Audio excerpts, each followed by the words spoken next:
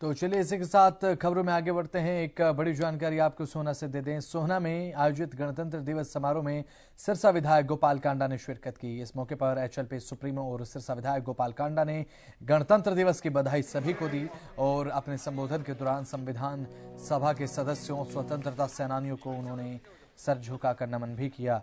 साथ ही उन्होंने राम मंदिर प्राण प्रतिष्ठा का जिक्र करते हुए कहा कि अब देश राम राज्य की ओर चल पड़ा है और इसके अलावा देश की प्रगति में हरियाणा के महत्वपूर्ण योगदान के बारे में भी उन्होंने बताया।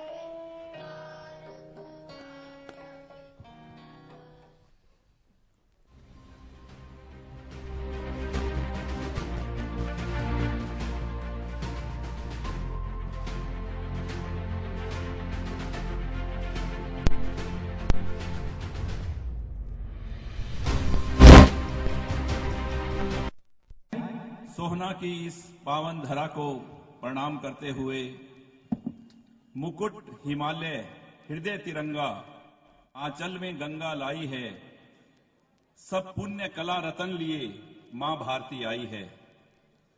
आज का ये पावन दिन आदर के योग्य स्वतंत्रता सेनानी, उनके परिजन, सम्मानित बुजुर्गों, माताओं, बहनों, नौजवान साथियों, जिला प्रशासन के सभी अधिकारीगण, श्री प्रदीप सिंह जी आईएएस, श्री नवीन सिंह जी एसीपी, श्री सिद्धार्थ जैन जी डीसीपी, श्रीमती अंजू देवी जी चेयरमैन नगर परिषद, श्री अमू जी, मेरे भाई बीजेपी के नेता श्री राजीव जी, बीजेपी लीडर और जितने भी तमाम सभी मेरे सहयोगी साथी जिन्होंने मेरा आदर सम्मान किया, सभी छायाकार पत्रकार बंधुओं, प्यारे बच्चों, सभी को मेरा सादर नमन। मां शीतला की इस पावन धरा, गुरु द्रोण व शस्त्र के शास्त्र ज्ञान की भूमि, गुरुगांव की भूमि, गणतंत्र दिवस के इस पावन पर्व पर मैं आप सबको बधाई और शुभकामनाएं देता हूं। मैं यहां पर उपस्थित सभी स्वतंत्रता सेनानियों का स्वागत, अभिनंदन करता हूं।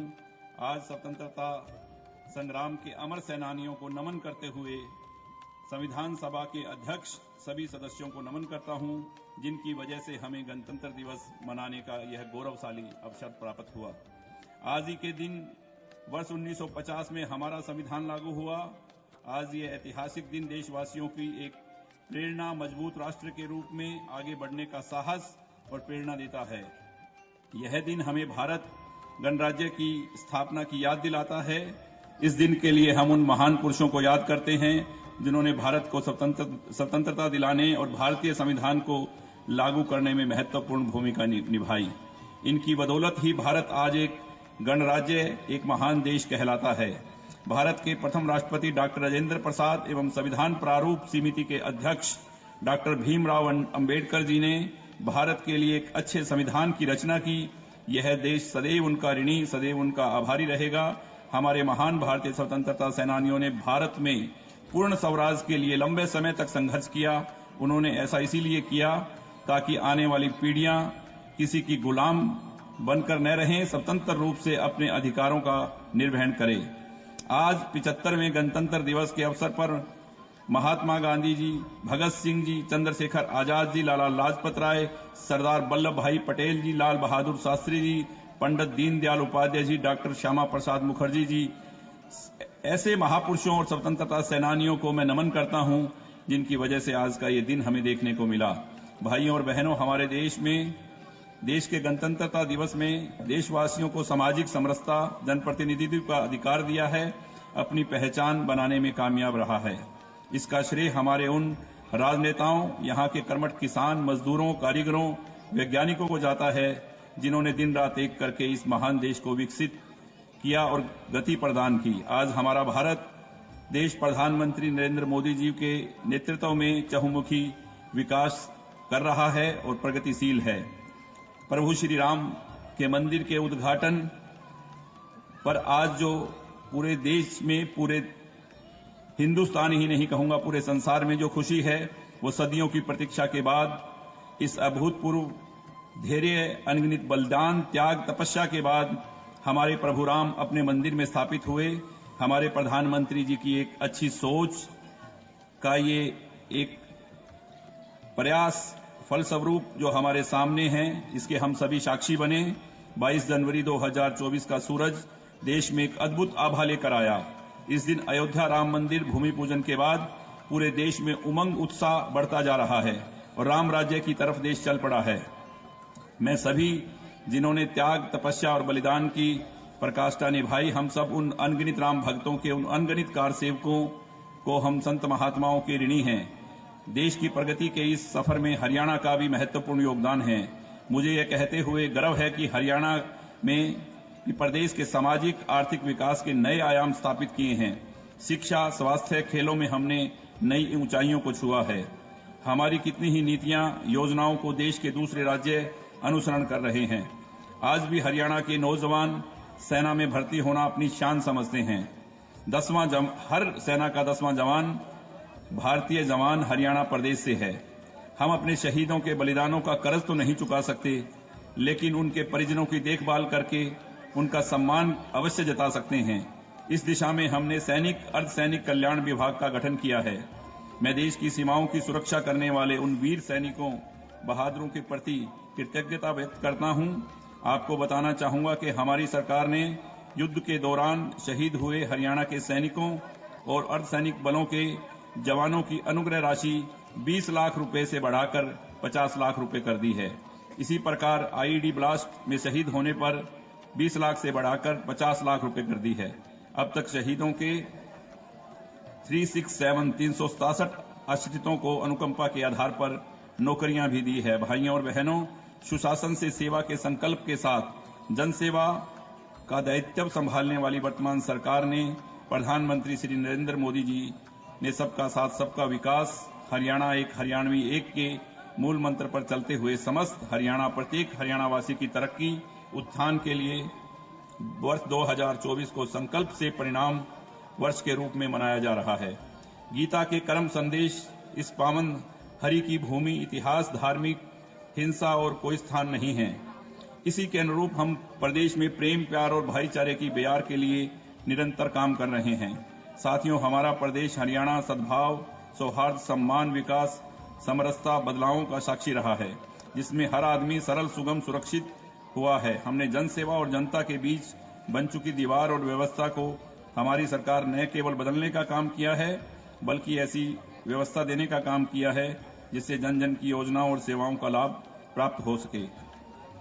देश की आजादी को लेकर लंबे समय तक गरीब कल्याण की बातें तो की जाती रही, लेकिन उनका लाभ उनका पात्र व्यक्ति तक नहीं पहुंच सका। पंडित दीनदयाल उपाध्याय जी के अंत्योदय के दर्शन के अनुरूप में सभी परिवारों का पहचान पत्र बनाया गया, जिससे परिवारों में घर बैठे ही सरकारी योजनाओं का लाभ हुआ। आज जनता और सरकार का सीधा संपर्क है। हमने प्रशासन के मानव न्यूनतम करने के लिए आईटी का बड़े पैमाने पर प्रयोग किया है। आज सरकारी योजनाओं के पारदर्शी तरीके हमने लागू किए हैं। बुजुर्गों की, दिव्यांगों की pension, BPL card, Chirayu card computer की एक क्लिक से सीधे खाते में जमा होते हैं सभी पैसे। चिकित्सा सुविधा में कैशलेस प्रणाली को भी लागू किया है। गरीबों के सिर छत उपलब्ध करवाने के लिए प्रधानमंत्री आवास योजना के तहत 36,000 से अधिक मकान बनाए गए हैं, जबकि 16,000 मकान बनाए जा रहे हैं। हर गरीब को राशन मिले, मकान मिले, और कोई भी व्यक्ति अगर फर्जी तरीके से राशन प्राप्त नहीं कर सकता। गरीबों को अपने बच्चों को प्राइवेट स्कूलों में पढ़ाने की सपना सरकार ने पूरा किया है। चिराग योजना चलाई है। यही नहीं, कौशल रोजगार के माध्यम से कर्मचारियों की भर्ती भी गरीब परिवारों व युवाओं को प्राथमिकता दी जा रही है। भाइयों और बहनों, कृषि, उद्योग, व्यापार, रोजगार, शिक्षा, स्वास्थ्य, हर क्षेत्र में ई गवर्नेंस के माध्यम से क्रांतिकारी बदलाव किए हैं। और मैं सभी को बहुत बहुत बधाई देता हूं कि मेरी फसल मेरा ब्यौरा पोर्टल बनाकर किसानों की अनेक योजनाओं को इससे जोड़ा है। फसल बिक्री की राशि, खराबे का मुआवजा सभी पोर्टल से आप सबको उपलब्ध हो रहे हैं। हरियाणा देश का पहला राज्य है जिसने बागवानी फसलों को मौसम की मार से बचाने के लिए मुख्यमंत्री बागवानी बीमा योजना शुरू की है। पशुधन किसान क्रेडिट कार्ड योजना शुरू की है। भाइयों और बहनों, प्रदेश की खरीद, फसलों की खरीद सुविधाजनक बनाने हेतु मेरी फसल मेरा ब्यौरा पोर्टल भी शुरू कर दिया गया है। उद्योग हमारी अर्थव्यवस्था का मूल आधार है। हमने हरियाणा के औद्योगिक विकास को गति देने के लिए ईज ऑफ डूइंग बिजनेस का इकोसिस्टम तैयार किया है। हमने प्रमाण पत्र, लाइसेंस, अनुमति देने के लिए अड़चन पैदा करने वाले अनेक नियम और प्रकरणों को आज हरियाणा में सभी स्वीकृतियां प्रदान कर दी है। सुनिश्चित किया है कि आज हरियाणा देश विदेश में निवेशकों की पहली पसंद बन गया है। भाइयों और बहनों, हमने युवाओं को सम्मान किया है। आपको पता कि 1,10,000 से अधिक युवाओं योग्यता के आधार पर सरकारी नौकरियां दी गई हैं। आउटसोर्सिंग सेवाओं में युवाओं को ठेकेदारों के शोषण से बचाने के लिए हरियाणा कौशल रोजगार निगम बनाया गया है। आज खेल जगत में हरियाणा का बहुत बड़ा नाम है। हमारे युवा बड़ी उपलब्धियां प्राप्त कर देश और प्रदेश में नाम रोशन कर रहे हैं। मेडल जीतने वाले खिलाड़ी को नगद पुरस्कार के अलावा सरकारी नौकरियां दी जा रही है। अवार्ड पाने वाले खिलाड़ियों को भी मासिक मानदेय दिया जाता है। गांव के विकास के लिए महिलाओं की भागीदारी सुनिश्चित करने के लिए पंचायती राज संस्थाओं में महिलाओं को 50% प्रतिनिधित्व दिया गया है। प्रदेश की लाल डोरा मुक्त बनाया है। वे महिलाओं के आजीविका के आवास बढ़ाने के लिए 1/3 राशन डिपो महिलाओं को देने का प्रावधान किया है। अटल किसान मजदूर कैंटीन बीटा बिक्री केंद्र संचालित किए हैं, वो भी महिलाओं को सौंपे गए हैं। बहन बेटियों को उच्च शिक्षा प्रदान करने के लिए सरकार ने 20 किलोमीटर के दायरे में कॉलेज स्थापित किया है। प्रदेश में 76 नए कॉलेज बिना मांग के खोले गए हैं। इससे आधे से अधिक लड़कियों के हैं। हमारी सरकार प्रदेश में कस्बों में आधारभूत संरचना के बल पर काम कर रही है। गुड़गांव, करनाल, फरीदाबाद, पंचकुला को स्मार्ट सिटी बनाया जा रहा है। मेट्रोपॉलिटन डेवलपमेंट अथॉरिटी का गठन किया गया है। गुड़गांव का जिक्र करते हुए ये कहना चाहूंगा कि दुनिया भर में इस शहर की अपनी विशिष्ट पहचान है। वर्तमान सरकार ने गुरुग्राम को प्रोत्साहन देते हुए अनेक विकास परियोजनाओं को धरातल पर साकार किया है। दिल्ली मुंबई एक्सप्रेसवे, मेट्रो के विस्तारीकरण की योजना, द्वारका एक्सप्रेसवे, शीतला माता मेडिकल कॉलेज का निर्माण, बड़ी परियोजनाओं को यहाँ के नागरिकों का जनजीवन बेहतर बनेगा। मुख्यमंत्री श्री मनोहर लाल जी ने गुड़गांव जिला के वीडियो कॉन्फ्रेंसिंग के माध्यम से 191 करोड़ रुपए के अधिक विकास परियोजनाओं का उद्घाटन व शिलान्यास किया है अभी 2 दिन पहले। मुझे यह जानकर प्रसन्नता हो रही है कि गुड़गांव जिला में प्रशासन के माध्यम से अनेक रचनात्मक व सकारात्मक प्रयास किए जा रहे हैं, जिससे समाज में आपसी सौहार्द व भाईचारा भी बढ़े। खेलों में गुड़गांव एक ऐसा स्थान प्राप्त हो, जिला के सभी शहरी क्षेत्रों में अपनी भागीदारी। इसी तरह ग्राम पेडिया के रूप में एक अभिनव की पहल की गई है। इतिहास और उपलब्धि ऑनलाइन कर, हर गांव में इतिहास और उपलब्धि ऑनलाइन कर एक क्लिक पर उपलब्ध होगी।